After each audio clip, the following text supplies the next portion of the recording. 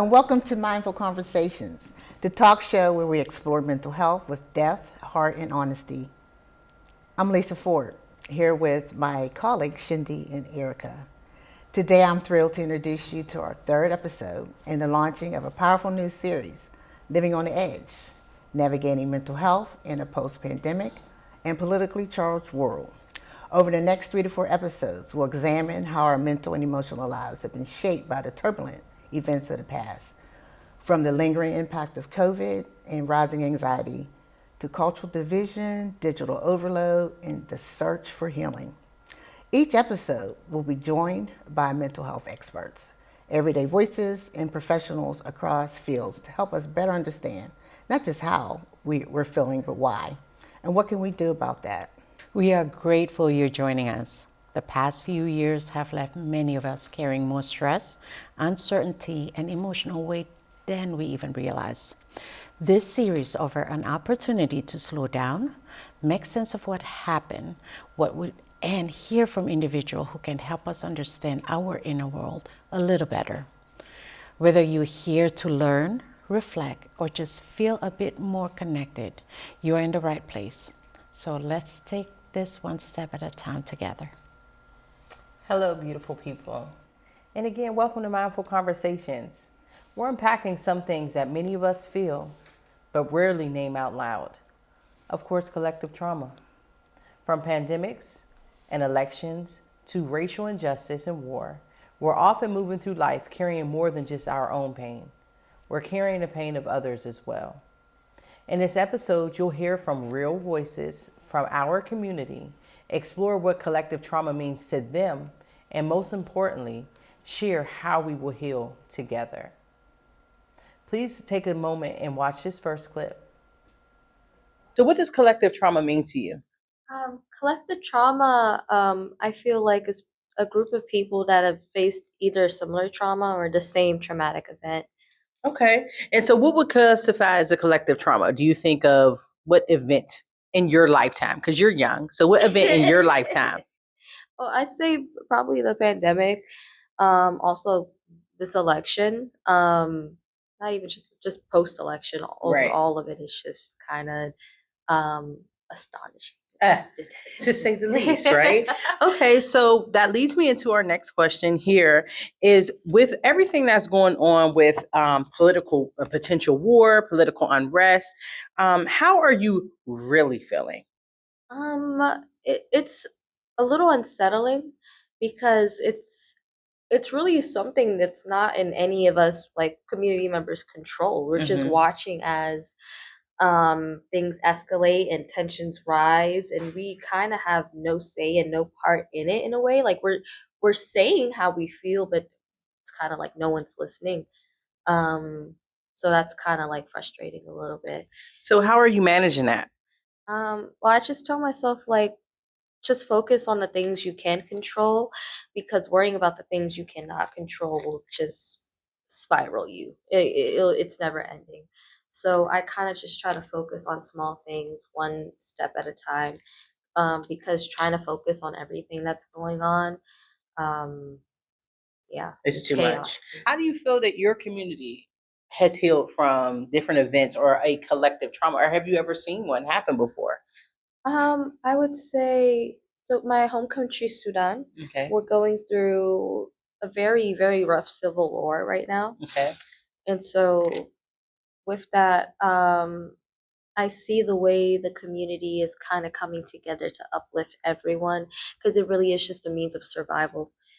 Sharing resources, sharing information, and just when people are safe, we appreciate them and just show them love. You know what, Lisa? What stood out to me in our first interview was how layered and expansive collective trauma can be. I look at, just on a global front and how things can be happening simultaneously, like what is happening in Sudan to what the racial injustice, all these things can be happening at the same time. So it just depends on the community and how it affects each individual, I want to know, like, how do we move forward? How do we get people into the healing process? Like, how do we do this together since everything is happening at the same time? Yeah, there's so much truth, especially when she stated that in order to manage collective trauma, we need to uplift each other's. I think that's what she was saying. So, and as we explore this topic, the disruptions, the losses, and uncertainty is really have shaped this entire communities. So when we talk about collective trauma, is we really truly talking about how system, history, and culture impact our emotional and community well-being. And we also, though, talking about power of coming together, because healing does not happen alone. Okay, so this experience, from somatic perspective, this experience really does not live in just our thought. It landed in our body. So the stress of the pandemic, global injustice, and climate concern, it's a lot for us to carry, for many of us, right? So it is going back, it is about how our body landed. It is about how our body responded. We may brace, we may freeze, we may be carrying tension that is invisible, right? So, and when trauma is shared in community, those patterns show up in many, many ways, including just how we relate to each other, how we care, how we connect. So the pattern of this trauma echoes through families and communities.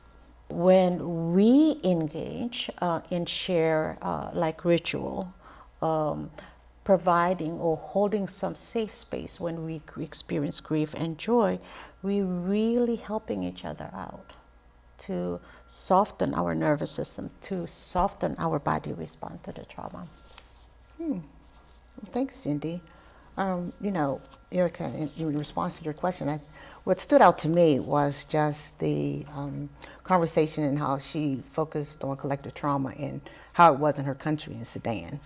And, with my experience with immigrant populations, I know that many of them are experiencing a lot of distress because of the immigration and deportation issues that we're dealing with in the United States. There's been psychological tolls on those families. Many of them are being afraid of being deported. The children have to witness the parents being, deported, or separations and raids, generationally and historically. Many of them have come from traumatic countries, right? Where they're fleeing from traumatic relationships, where there's domestic violence situations, such as dealing with the cartel. There's wars, there's violence, there's famine and persecution, okay? So that in and of itself is traumatic. But then they come here in the United States and they're facing more trauma because now they're worried about being deported back to those countries where they were not safe. And then us as onlookers, people that are not directly impacted by this traumatic event because of the immigration and deportation issues, we're dealing with it because they show up in our offices as healthcare providers. If I'm a teacher, I'm working with a student today, tomorrow they're gone. Like, what happened to that family? People that are neighbors, having the ICE come in and raid their communities and being subject to that. So, I would say that there are many layers, and we look at the individual as well as collectively for trauma. That although it happens collectively, everyone's reaction and healing process is different. We understand it as mental health professionals that there are very different intersections that people are dealing with, whether it's their gender, whether it's their race, whether it's their culture, whether it's their age. So there's a very different and diverse places that people are dealing with collective trauma. So as we work with them, and we should be looking at and trying to help them from where they stand, their perspectives. And that's what stood out to me, that with both videos, that we're looking at people's perspectives and their experiences that relates to trauma. So how do we get them to talk about it? Is pretty much listening and opening up a door to understand that people are different, although it's collective experiences. As I mentioned earlier, that we were actually going to look at another clip. What is your interpretation of collective trauma? When like traumatic experiences happen to multiple people or a group Okay. And so have you ever experienced anything like collective trauma before, or has it ever happened in your lifetime? Or tell me like an event that you would classify as collective trauma. The event that I would classify as collective trauma is like the George Floyd incident. George Floyd? Okay, so tell me a little bit more about that. How was that a collective trauma, and for what group of people? It highlighted police brutality for the Black community. Okay. And so a little bit about the George Floyd event for some of the people that may not know is that the police stopped him about selling CDs or something like that, and he was killed and held without his will for something very, trivial, and it highlighted the police brutality in the Black community, correct? Okay, so if being that that was something that you experienced as a collective trauma, what would you say, how did the community heal from that? Like, what do you think? Do you think they came together? Do you think it formed a common goal? Like, what do you think was the outcome of that? I think the community came together by holding protests. Okay. And things of that nature. Okay, raising money to bring awareness and highlight it. Okay. All right. Well, I appreciate that. Now, final question to you is, with the height of the anxiety in this setting right now, with the political, the Big Bill Act and all that type of stuff, and even just our country maybe entering into a war, how are you dealing with that level of anxiety? Is it even affecting you? Not necessarily, but I try not to think about it. So when you say you try not to think about it, what does that look like? Do you watch the news? Do you not watch the news? Do you like even entertain political conversations? I know you're young, so I'm asking because I'm trying to get the under 18 viewpoint. So I keep up with the news, but I don't really watch it consistently. Okay, so is that your way of being able to not have to deal with it? Yeah, I don't want to be. I want to be aware, but I don't want to think about it all the time. Okay, I mean, I think that's a good thing. But do you talk about it with your friends? Do you talk about it with your family? Like, no, not really. Okay, you just watch it. Well, I thank you so much, Amir. It was so nice to meet you. And what stood out to me from the prior clip was just the perspective of the individuals, but then also the young man talked a lot about the experiences of blacks after the George Floyd, and how collectively it was the Black community that experienced the collective trauma, but there were other people that were also impacted. I remember being in Washington in 2020, and we actually went to the march. And at that march, there were trans communities, there were Black communities, there were children, there were women, there were men, Black men, white men. And, although the emphasis was on Blacks, it was about all lives mattering. So, I think that was my experience. And, from his perspective, once again, as I said earlier, I think individuals, we look at it from their perspective. And it was interesting that both interviews are based on their life experiences and where they are in their age. They can't talk about wars, right? Because they haven't necessarily experienced that. What's present for them was pandemic, and currently with the George Floyd, and then her family experiences in Sudan. Yeah. Shendi, what are your thoughts? Okay, what stood out for me in this clip was actually when he tries not to think about it. He wants to stay aware of what was happening, but he doesn't want to talk about it, even to his best friend. So it's almost like isolations and silence is his way of coping. That's interesting. I think it's powerful, and it's important to hear what it is that our youth are really going through and how they're managing it, And like Shendi, like I heard you say that it's almost like his coping skill is isolation. Do you think that the youth have experienced trauma at such a level that they are normalizing trauma, and that, it's not a big thing to them anymore? It's like, okay, we know about it, but it is what it is, I wonder are we ever going to be able to see a time where we're able to begin the healing process, talk about it, get through it, and move on, so that we are able to navigate collective trauma differently? Yes, I'm pretty sure we are at risk of normalizing trauma here, because what happened when trauma is ongoing and acknowledged, it can just start to feel like it's life.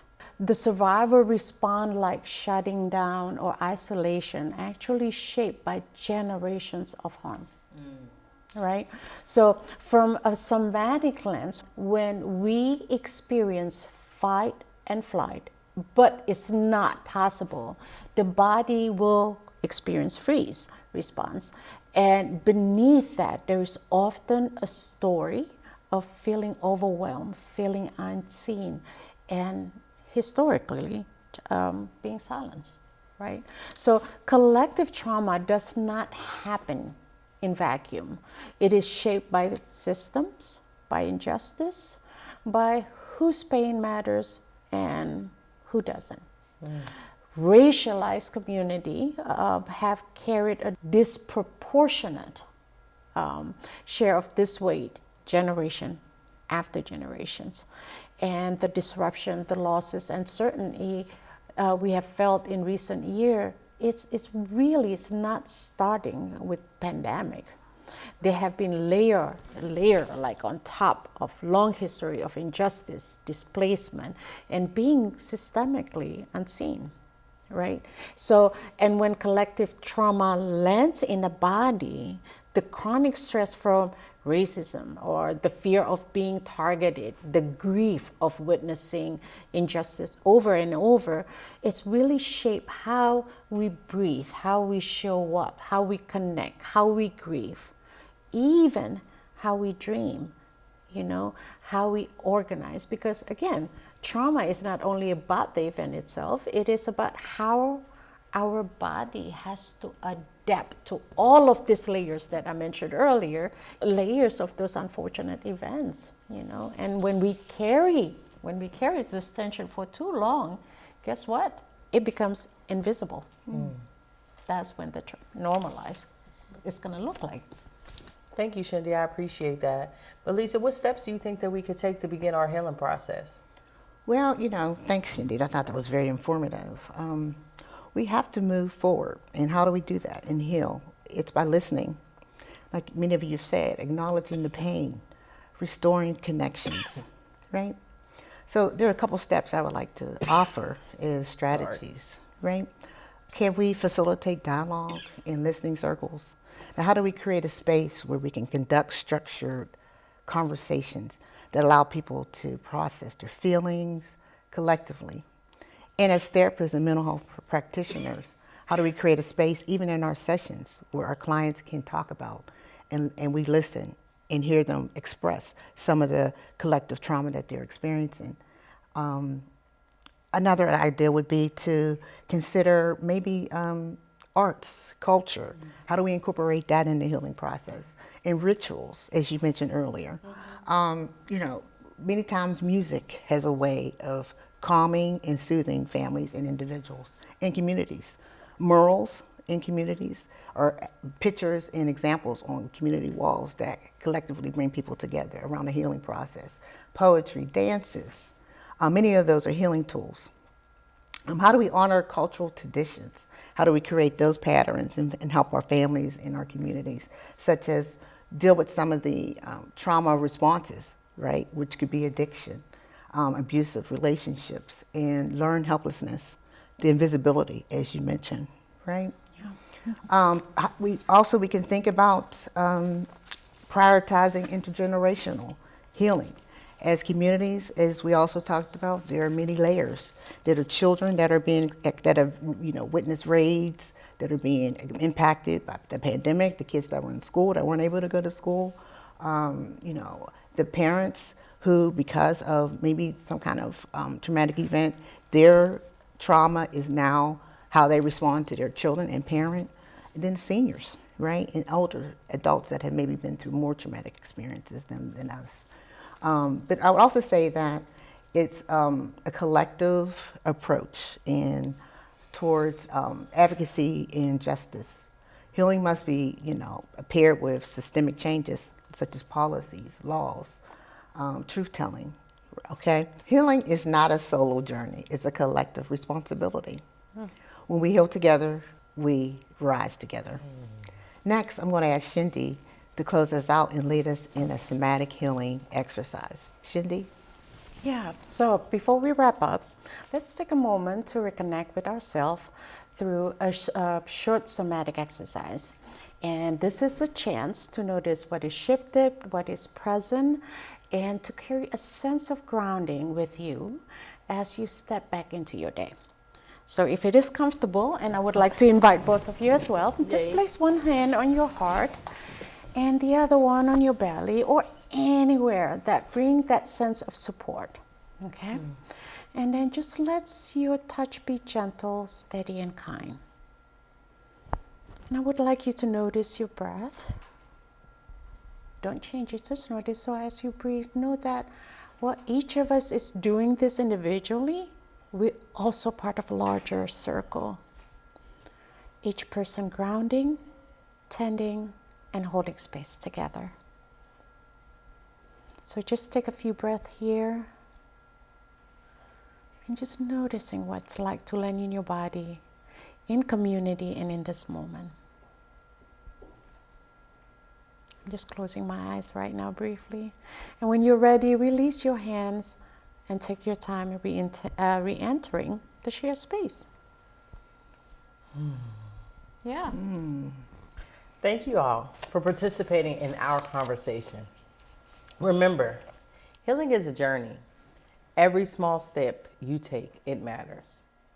Be kind to your mind, listen to your body, and permit yourself the chance to grow. We invite you to leave comments, ask any questions. We would love for you to become a part of this conversation and be a part of our community. Community is essential to not only us, but to everyone's social and emotional well-being. Follow us at Mindful Conversations 24 on IG and mindfulconversations24@gmail.com. Thank you for joining us. Have a wonderful day.